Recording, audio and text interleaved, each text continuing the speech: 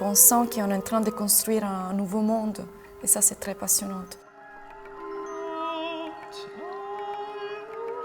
En concret, c'est une histoire d'une crise d'amour, donc d'une femme qui a des problèmes avec son homme et dans cette crise, elle s'échappe de son espèce et ça transforme donc d'une femme, ça transforme dans un arbre.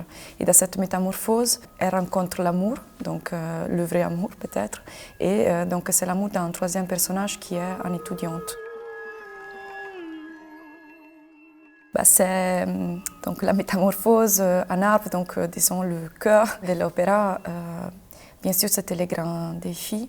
C'était impossible pour moi de donner une image concrète à ça sur scène, et donc je l'ai utilisé comme métaphore en fait. Et je pense que c'est ça la puissance de cette œuvre qui a un niveau narratif très, très simple, mais qui ouvre à beaucoup d'autres imaginaires. Et donc, pour faire ça, je suis allée chercher une technique assez, qui est assez contemporaine et que je pense qu'il y a quelque chose qui est encore, on ne saisit pas complètement, on cherche de comprendre ses potentialités, et c'est l'intelligence artificielle. L'intelligence artificielle, en fait, c'est un rapport entre les êtres humains et une machine. Mais à un moment donné, c'est la machine qui répond à quelque chose que nous proposons et que nous demandons de réfléchir à la machine. Donc en fait, j'aime bien ce mélange entre humain et pas humain à travers l'intelligence artificielle. Et en plus, l'intelligence artificielle utilise la métamorphose pour lier les databases et les informations que nous donnons. Quand je parle de databases, je parle des millions, une quantité énorme d'images, mais on donne des millions d'images des forêts et l'intelligence artificielle va le mélanger pour créer une autre image des forêts. Donc c'est ça qu'on va voir. Cet contenu de l'intelligence artificielle, ce n'est pas dans mes mains, j'ai appelé un artiste visuel pour m'aider, pour développer tout ça. Donc Francesco D'Abraccio va être avec nous dans l'équipe. Et donc Francesco on a vraiment travaillé par concept.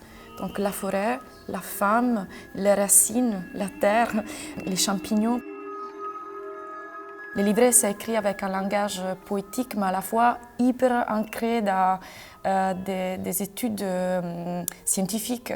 Cordelia Lin, la librettiste, elle a réussi à transformer quelque chose qui vient vraiment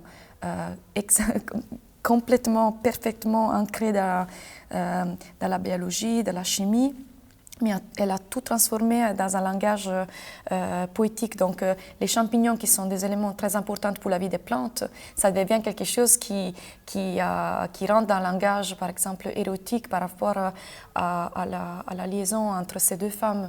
Donc toutes ces métamorphoses d'une certaine façon. Donc ça, c'est très fascinant pour moi de rentrer dans cette œuvre où un concept est développé dans chaque élément qui va la composer.